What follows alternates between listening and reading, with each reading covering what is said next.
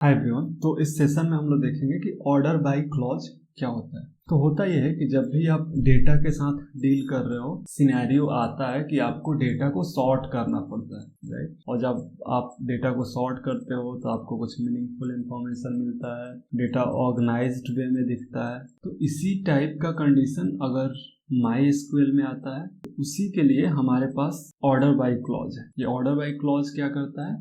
Order by clause के साथ जो भी कॉलम के नाम लिखे हैं उनके सॉर्टेड वैल्यू के बेसिस पर सेलेक्ट के साथ जो भी कॉलम लिखा है उनके वैल्यू को फेच करता है। तो जैसे एक एग्जांपल देखते हैं कि सेलेक्ट एम्प्लॉय नंबर, एम्प्लॉय का फर्स्ट नेम आप प्रिंट कर रहे हो फ्रॉम टेबल एम्प्लॉय, और इसको आपको सॉर्ट करना है। तो आप लिख दोगे ऑर्डर बाय।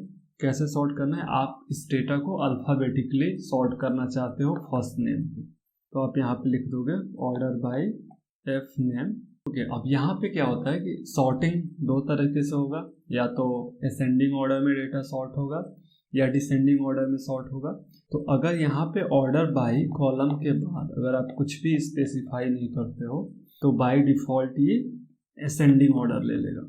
ये जो है असेंडिंग ऑर्डर, ये बाय डिफ़ॉल्ट। अगर आप स्पेसिफाई करना चाहते हो और आपको डेटा डिसेंडिंग ऑर्डर में चाहिए तो आप यहाँ पे स्पेसिफिकली आपको DESC लिखना होगा। Since we have selected a string column name, तो डेटा जो है वो अल्फ़ाबेटिकली सॉर्टेड आएगा। डिसेंडिंग असेंडिंग समझ रहे हो, राइट। तो असेंडिंग मतलब पहले लोवेस्ट आएगा और लोवेस्ट से हाईएस्ट की तरफ जाएगा, और डिसेंडिंग मतलब पहले हाईएस्ट आएगा और फिर हाईएस्ट से लोवेस्ट की तरफ जाएगा, राइट।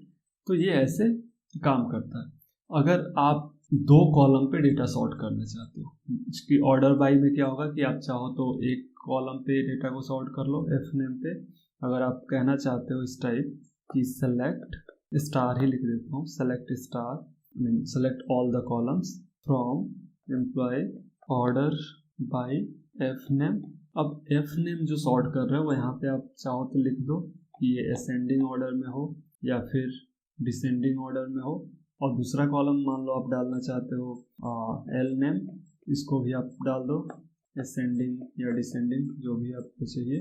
तो कैसे ये वर्क करेगा, किस टाइप का डेटा आएगा? तो चूंकि सबसे पहले आपने एफ नेम लिखा है, तो जो आपका डेटा होगा वो सबसे पहले फर्स्ट नेम के बेसिस पे सॉर्ट होगा। तो अल्फ़ाबेटिकली फर्स्ट नेम सॉर्ट होगा और उसी के हिसाब से ये सारे कॉलम के डेटा सॉर्ट होंगे।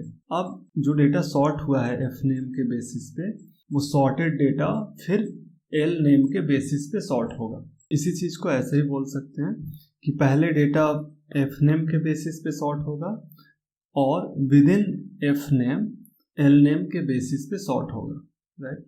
एग्जाम्पल देखते हैं। तो जैसे हमारे पास एम्प्लॉयज़ टेबल है, डिस्क्राइब एम्प्लॉयज़, राइट। ये सारे कॉलम्स हैं एम्प्लॉय टेबल में।